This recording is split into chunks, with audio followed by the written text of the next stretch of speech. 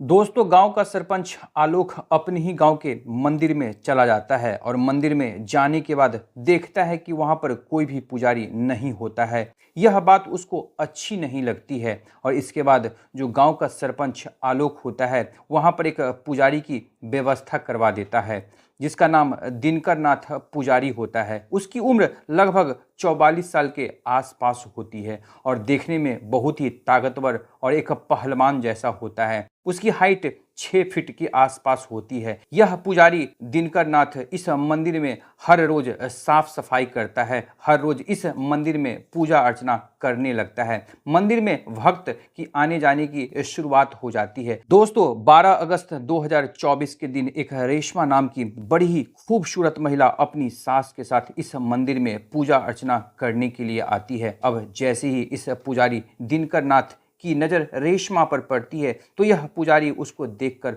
दंग रह जाता है, हैरान रह जाता है, क्योंकि रेशमा देखने में काफ़ी खूबसूरत होती है। और इस तरह से दोस्तों कुछ दिन गुजरने के बाद यह रेशमा सुबह के 5 बजे आसपास इस मंदिर में अकेली जाती है और अकेली जाकर पूजा अर्चना करने के बाद यह जो पुजारी होता है दिनकर नाथ इस महिला रेशमा को लेकर एक मंदिर के तहखाने में चला जाता है। और दोस्तों, इसके बाद इन दोनों के बीच क्या होने वाला होता है, बहुत ही मार्मिक और रोचक और हैरान कर देने वाली यह कहानी है। दोस्तों, वीडियो में आगे बढ़ने से पहले केवल आपसे वही रिक्वेस्ट है कि अगर आप हमारे चैनल पर पहली बार आए हो तो चैनल को जरूर सब्सक्राइब कर ले और वाकई ये वीडियो आपको पसंद आए तो इस वीडियो को एक लाइक जरूर कर दें, ताकि मेरा हौसला इसी तरह आगे बढ़ता रहे। दोस्तों, आप जहां से भी हमारी इस वीडियो को देख रहे हो, आप अपना नाम और अपने सिटी का नाम जरूर लिख दें, ताकि आने वाली वीडियो में मैं आपका नाम ले सकूं। दरअसल आज की जो हमारी सच्ची कहानी की शुरुआत होती है यह राजस्थान के गुलाबी शहर जयपुर से, और इसी जयपुर के अंदर एक सबसे छोटा गांव जिसका नाम शामी होता है, और शामी के अंदर रहता था आलोक सरपंच, जो कि इस समय भी इस गांव का सरपंच होता है। दोस्तों, यह सरपंच अच्छे मतों से जीतता है क्योंकि इस पूरे गांव में बहुत अच्छे काम करता है। एक दिन यह अपने मंदिर में यानी कि गांव के मंदिर में चला जाता है। वहां पर मंदिर की हालात देखकर बहुत ही उसे गहरा सदमा लगता है। उस मंदिर में कोई भी पुजारी नहीं रहता था। जब उसमें कोई पुजारी ही नहीं रहता था तो उसमें साफ सफाई भी नहीं हुआ करती थी। दरअसल उसमें मंदिर की चार दीवारी नहीं होती है। इसके बाद यह गांव का सरपंच आलोक इस मंदिर की चार दीवारी करवाता है, इसके साफ सफाई करवाता है और इस तरह से इसमें एक अच्छा सा दरवाज़ा लगाकर रख देता है। लेकिन कुछ समय गुजरने के बाद यह जो आलोक सरपंच होता है, आलोक किसी पुजारी की तलाश करना शुरू कर देता है, लेकिन इसको कोई भी अच्छा सा ढंग का पुजारी नहीं मिलता है जो इस मंदिर में पूजा अर्चना का काम कर सके। दोस्तों, कुछ दिन गुजरने के बाद यहाँ इस गांव में एक बाबा आता है जिसका नाम दिनकर नाथ होता है। दिनकर नाथ जिसका उम्र लगभग 44 साल के आसपास होती है। दोस्तों, देखने में जो है यह अच्छा खासा ताकतवर बॉडी बिल्डर वाला व्यक्ति होता है, यानी कि इसका जो शरीर होता है काफ़ी भारी भरकम होता है। और यह पहले जो है एक सपेरे का काम किया करता था, लेकिन सपेरे का काम करते करते इसका मन उब चुका होता है। अब यह जो है भीख मांगने का काम करता है। लोग अक्सर इसको बाबा दिनकर नाथ के नाम से जानते हैं। यह दिनकर नाथ बाबा हर रोज भीख मांगा करता था। एक दिन जैसे इस गांव में भीख मांग रहा होता है, तभी इसको अचानक से पीछे से शोर शराबे की आवाज़ सुनाई देता है। इसे चीखने और चिल्लाने की आवाज़ सुनाई पड़ता है। अब जैसे ही यह चीखने और चिल्लाने की आवाज़ों को सुनता है तो इस दिनकर नाथ बाबा को पता चलता है कि सरपंच आलोक की जो पत्नी है उसको सांप काट लिया है। दोस्तों, यह दिनकर नाथ जो बाबा दौड़ा दौड़ा आलोक सरपंच के घर पहुंच जाता है और आलोक सरपंच के घर पर पहुंचने के बाद आलोक सरपंच से पूछने लगता है कि तुम्हारी पत्नी को सांप ने काटा है क्या, क्योंकि लोग जो बाहर इस बात का हंगामा मचा रहे हैं कि तुम्हारी पत्नी को जो है सांप ने काट लिया है। आलोक तभी कहने लगता है कि हाँ, मेरे जो पत्नी को सांप ने काट लिया है। अब इसके बाद यह दिनकर नाथ जो बाबा होता है, जो पहले सपेरे का काम किया करता था, आलोक की पत्नी का जहर निकाल देता है, जिसके कारण आलोक सरपंच की पत्नी की जान बच जाती है। और जैसे उसकी पत्नी की जान बच जाती है तो आलोक सरपंच जो होता है इस बाबा से काफ़ी खुश हो जाता है और आलोक इस बाबा को कहने लगता है कि तुम यहाँ पर भीख मांगने का काम क्यों करते हो। यह दिनकर नाथ अपनी सारी कहानी आलोक सरपंच के सामने बता देता है।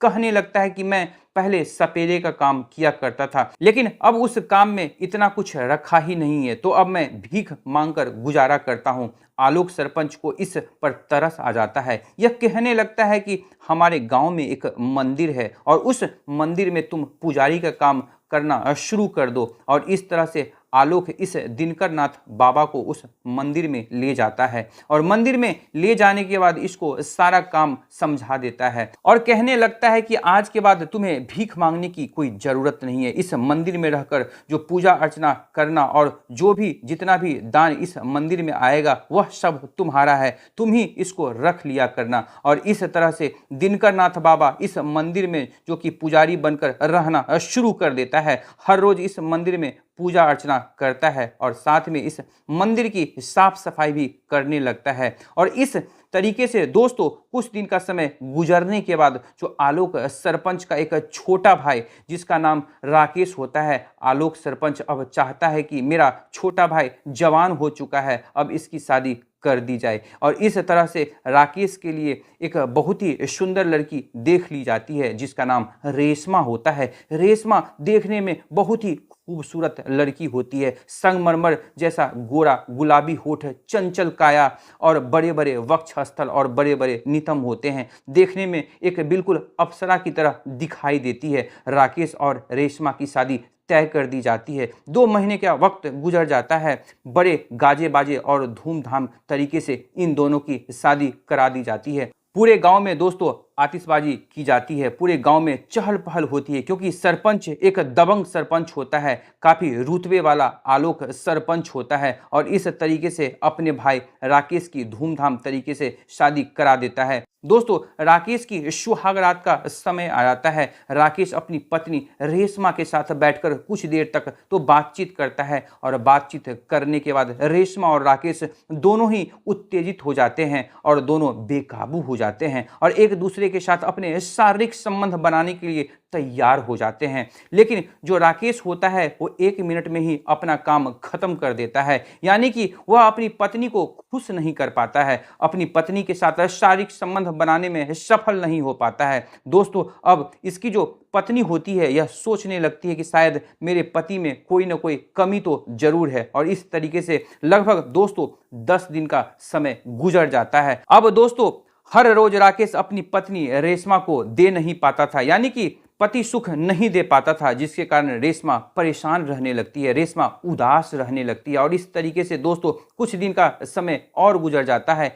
1 अगस्त 2024 का दिन आ जाता है जिसमें इसी मंदिर के अंदर एक जागरण का आयोजन किया जाता है और इस जागरण के अंदर जो कि गांव के सभी लोग इकट्ठा होते हैं और यहाँ पर यह पुजारी दिनकर नाथ भी उपस्थित होता है। दोस्तों बड़े अच्छे तरीके से इस जागरण को किया जाता है और इस जागरण के दौरान इस दिनकर नाथ जो पुजारी की नज़र रेशमा पर पहली बार पड़ जाती है। रेशमा को देखकर यह पुजारी जो होता है अपने मन में सोचने लगता है कि यह जो रेशमा है वो कितनी खूबसूरत महिला है, अगर मैं इसको किसी ना किसी तरीके से हासिल कर लूं तो मेरी जिंदगी ही बदल जाएगी। इस तरह से यह पुजारी इस रेशमा पर मोहित हो जाता है। दोस्तों खैर जागरण भी समाप्त हो जाता है और 10 दिन का समय और गुजर जाता है। इसके बाद 10 अगस्त 2024 को रेशमा अपनी सास के साथ मंदिर में पूजा अर्चना करने के लिए चली जाती है। पूजा अर्चना खत्म करने के बाद रेशमा की नज़र इस पुजारी दिनकर नाथ पर पड़ जाती है। जैसी पुजारी को देखती है तो इसकी तरफ मोहित होने लगती है क्योंकि पुजारी 6 फीट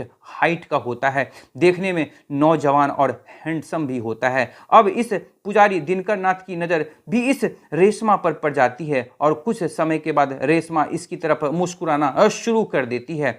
पुजारी को हरी झंडी मिल चुकी थी। पुजारी अपने मन में सोचने लगता है कि यह महिला मेरे साथ जो है मिलन करना चाहती है। खैर आज के दिन यह अपने घर पर वापस लौट आती है और इस तरह से दोस्तों 12 अगस्त 2024 के दिन रेशमा अपनी सास को कहने लगती है कि आज मैं अकेले ही मंदिर जाना चाहती हूँ। इसकी सास इसको कह देती है कि कोई बात नहीं, तुम अकेले ही मंदिर चली जाओ और इस तरीके से रेशमा सुबह के 5 बजे इस मंदिर में पहुंच जाती है। पूजा अर्चना खत्म करने के बाद सीधे ही इस पुजारी के पास चली जाती है और पुजारी इसकी तरफ जो देखकर मुस्कुराने लगता है और रेशमा भी इसकी तरफ देखकर मुस्कुराने लगती है। अब पुजारी को हरी झंडी चूंकि मिल चुकी थी, उस मंदिर में वहां पर उस वक्त कोई नहीं होता है। पुजारी उसी समय इस महिला रेशमा के साथ छेड़खानी करना शुरू कर देता है और रेशमा भी इसकी तरफ देखकर मुस्कुराने लगती है, यानी कि उस छेड़खानी में वो भी शरीक हो जाती है। इसके बाद यह पुजारी इसको लेकर जो है मंदिर के तहखाने में चला जाता है और मंदिर के तहखाने में ले जाने के बाद इसके साथ जो है दोस्तों अपने शारीरिक संबंध बनाने में लिप्त हो जाता है और आज के समय में यह आधे घंटे के अंदर 2 बार अपने शारीरिक संबंध बना लेता है और इस मंदिर से निकलकर यह महिला जो रेशमा होती है अपने घर पर वापस पहुंच जाती है। अब दोस्तों यह खेल चलता रहता है। आए दिन यह जो खेल है वो बदस्तूर आगे भी ऐसी जारी रहती है। हर रोज यह रेशमा इस मंदिर में जाती थी, इस पुजारी के साथ अपने